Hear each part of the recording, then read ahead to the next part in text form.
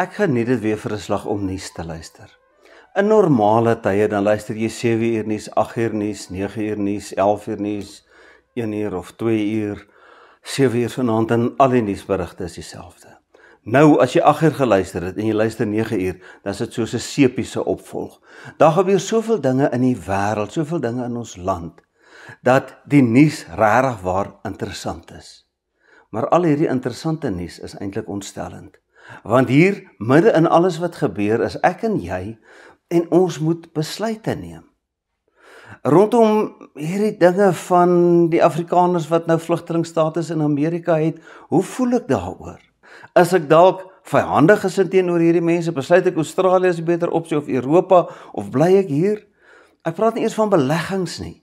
Die rand-dollar wissel so baie dat ek nie weet wanneer moet ek offshore belê, wanneer binnelands nie. Dit is nog altyd 'n probleem dat as daar onstuimige tye is, dan sit die gewone mense en hulle weet nie wat om te doen nie. So was dit in die tyd van die profeet Jesaja. Ons almal ken Jesaja 7, is 'n baie bekende gedeelte. Dis die gedeelte van die Immanuel uitspraak, die jongvrou wat sal swanger raak en 'n kind in die wêreld bring wat sy Immanuel sal noem. Hoofstuk 8 wat ons vandag gaan saamlees, volg direk op hierdie gedeelte. Wat het gebeur? In die noorde is Assirië hierdie groot magtige moondheid en hy wil toegang hê tot Egipte, hy is ook Egipte se koring. In die pad is Sirië, Israel en Juda. Sirië en Israel besluit, kom ons veg teen Assirië, en hulle vra vir Juda om saam te gaan. Die koning van Juda sê, ons is nie sterk genoeg nie. Ek gaan eerder by Assirië hulp soek. Nou kom Jesaja en hy sê vir hom, nie een van daardie opsies is werkbaar nie.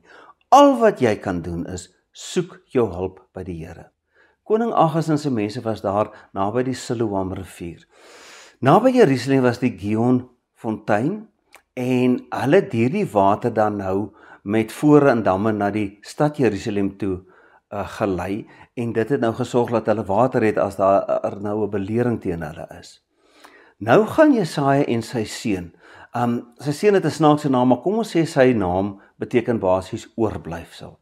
Jesaja en seentjie oorblyfsel gaan na die koning toe om deur die kind se teenwoordigheid te sê, die Here sal sorg dat daar iemand oorbly. Die Here sal sorg vir julle. Jesaja sê vir die koning, vra 'n teken. Die koning sê, nee, ek gaan nie 'n teken vra nie. En Jesaja sê, die Here gaan tog vir jou 'n teken gee, al is jy klein gelowig of ongelowig. Hy gaan vir jou die Immanuel teken gee. 'n Vrou sal swanger word, ons neem aan dit was koning Agas se vrou, en sy sal 'n seun in die wêreld bring, en sy naam sal wees Immanuel, wat beteken, God is by ons. Nou lees ons verder in hoofstuk 8, want hierby eindig dit nie. Kom ons lees nou wat verder gebeur, Jesaja 8 van vers 1 tot 22. Die Here het vir my gesê, vat vir jou 'n groot skryftablet, en skryf met 'n gewone griffel daarop, vinnig byt, spoedig roof.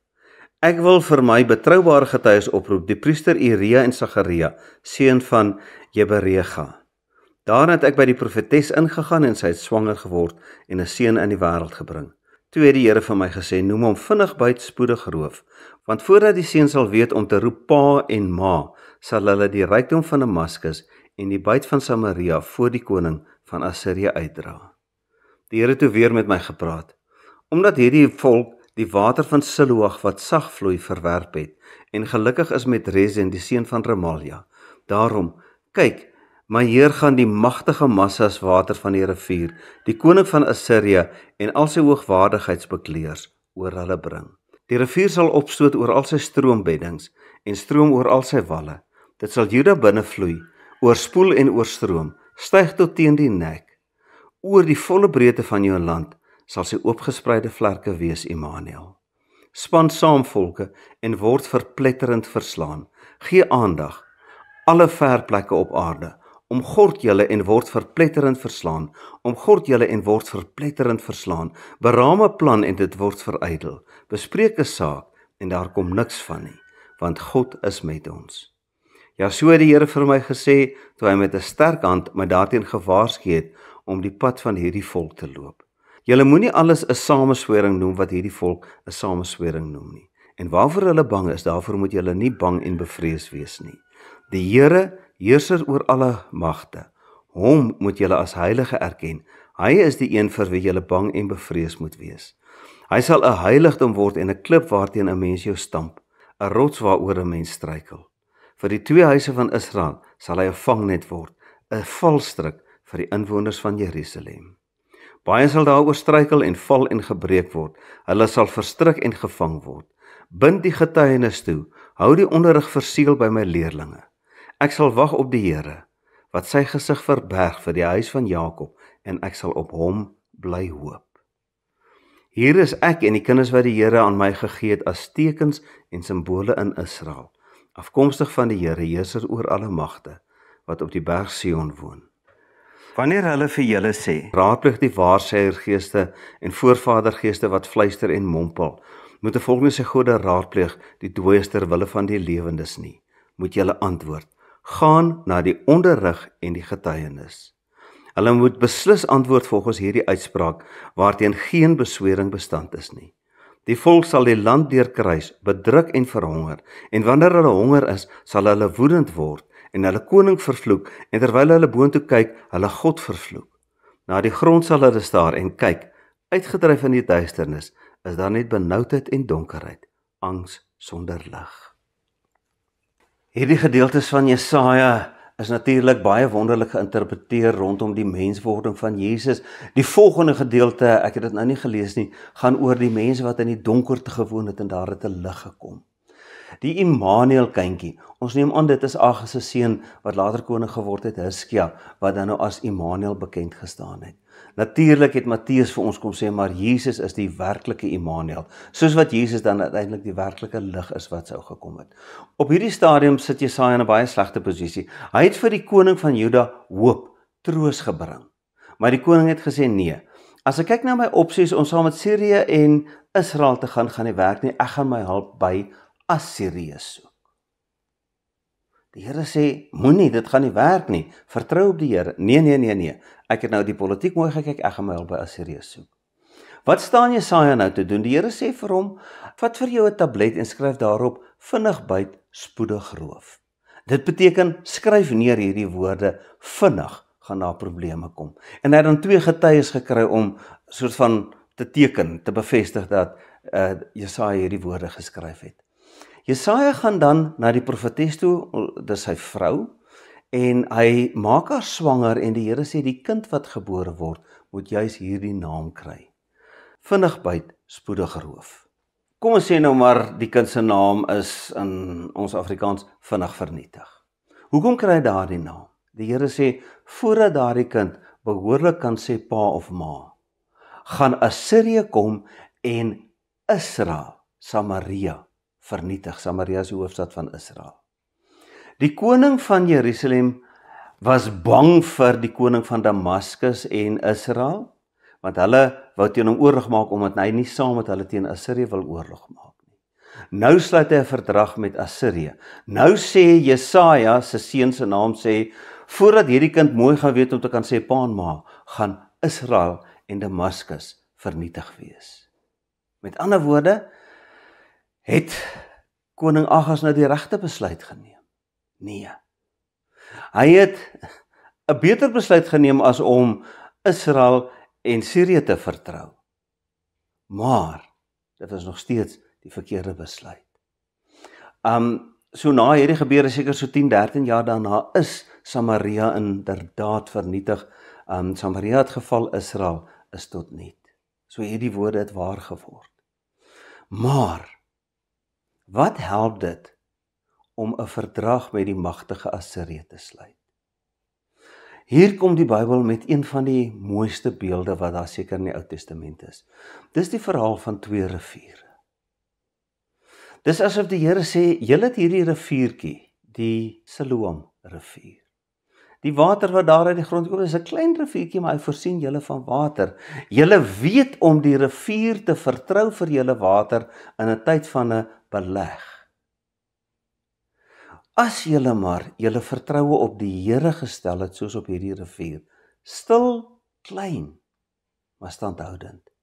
Julle het julle vertroue gestel op die Eufraatrivier.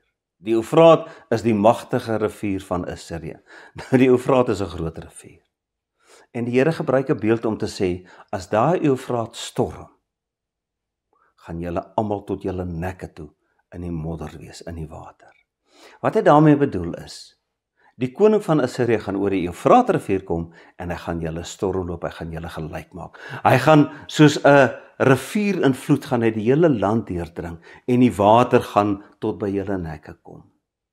Julle het die keuse om die stil, gewone, nederige riviertjie wat God se sorgvoorstel te vertrou, of die politieke verdrag wat julle sluit, wat hierdie magtige Assiriese rivier voorstel. Slegte nuus. Assirië gaan kom en hulle gaan nie goed wees vir julle nie. Ons weet uiteindelik het Assirië die land beleer en onder koning Hizkia wat regtig waar die Here se aangesig gesoek het, is hierdie aanval, hierdie beleg van Jerusalem afgeweer, maar klompe jaar later het Babilonie gekom en Jerusalem is uiteindelik vernietig.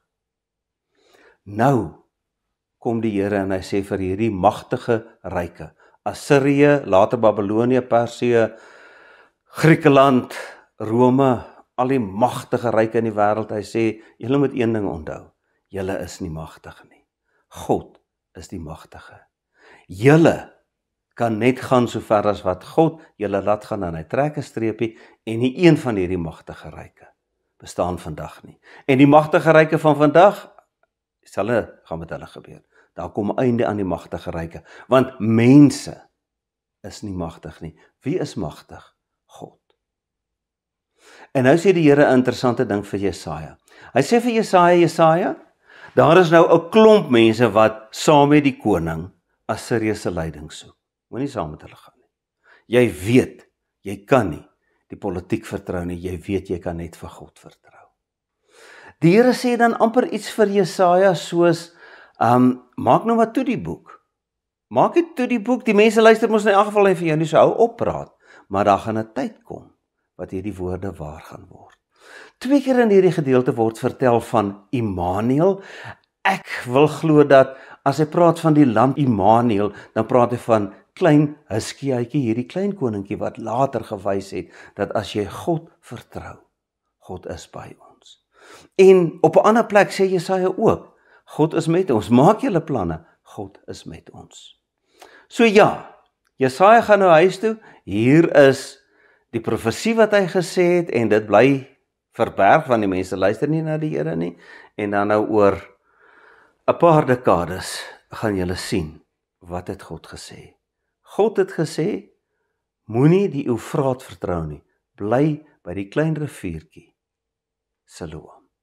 Maar nee, God is nie, ek wil amper sê, nuuswaardig genoeg vir julle nie. Julle wil sorg dat julle nuuswaardig bly by die belangrike dinge. Asof dit nou nie erg genoeg was nie. Jy het hierdie twee groepe. Jy het aan die een kant die koning en sy volgelinge wat die politiek speel, aan die ander kant het Jesaja en hierdie oorblyfseltjie wat sê ons vertrou die Here.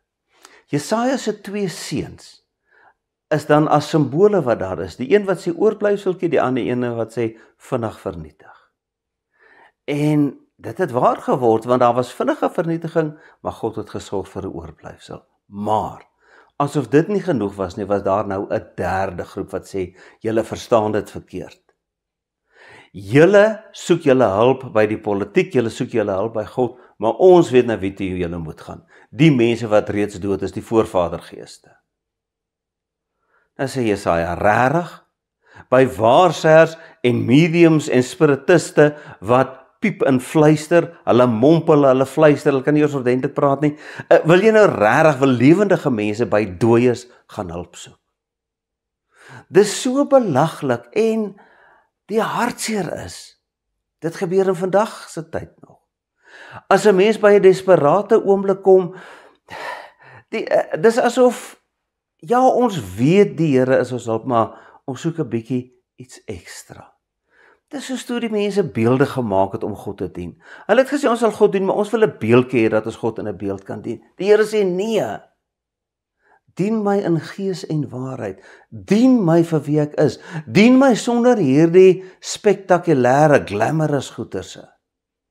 As God vir jou sê, Jy moet die Here jou God lief hê met jou hele hart, jou hele siel, jou hele verstand en al jou kragte en jou naaste soos jouself. Ja man, ons soek interessante dinge as dit. Nee, dis die waarheid. Dien God, bly by sy gebod en hy sal sorg vir julle. En dis dan nou wat uiteindelik gebeur het. By alles wat in die wêreld gebeur het daar altyd 'n oorblyfsel gebly. Jesaja, hierdie gedeelte het in die 8de eeu voor Christus plaasgevind. Dan kry ons die hele ballingskap en die laaste dele van die boek Jesaja is geskryf deur mense wat teruggekom het, 'n oorblyfsel wat teruggekom het. God is inderdaad Immanuel, God met ons. Jesaja se 2 seuns se name is waar. Die een se naam is vinnig vernietig, krisisse kom vinnig, die dood, inbrake, rampe kom vinnig. Jy kan nie vertrou op jou planne nie, want die wêreld is nie betroubaar genoeg nie. Daar gebeur so vinnig, skielike dinge.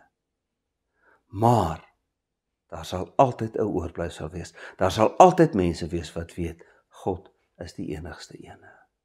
En dis hoekom hierdie gedeelte so gewild is, Jesaja 7 tot 9, as ons lees in die Nuwe Testament van Jesus Christus. Want Jesus is die finale bewys dat wat gebeur het in die tyd van Jesaja, gebeur nog altyd deur. God is Immanuel, God met ons. God is die ene wat weet, vernietiging kom vinnig, maar daar sal 'n oorblyfsel wees.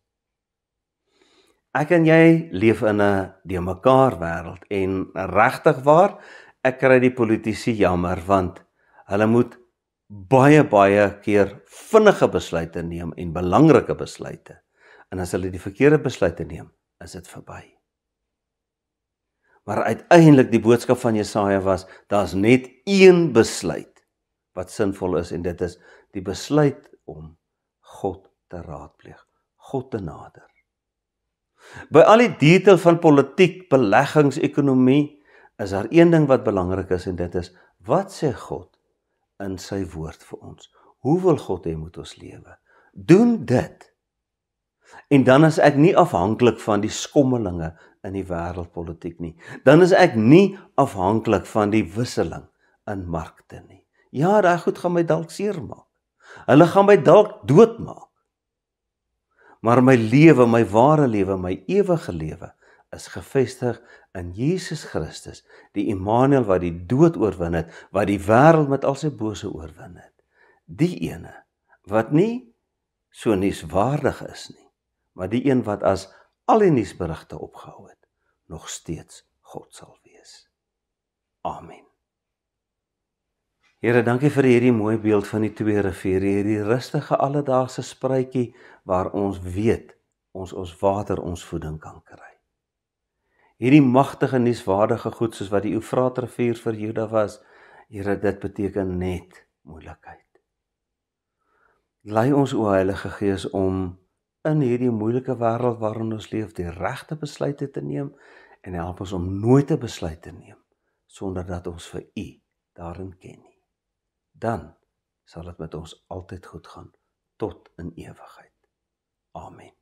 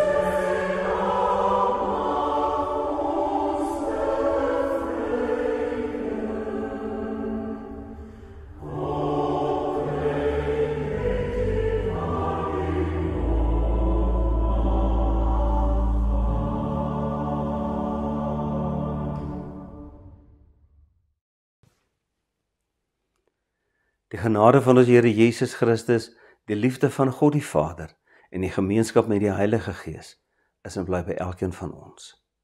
Amen.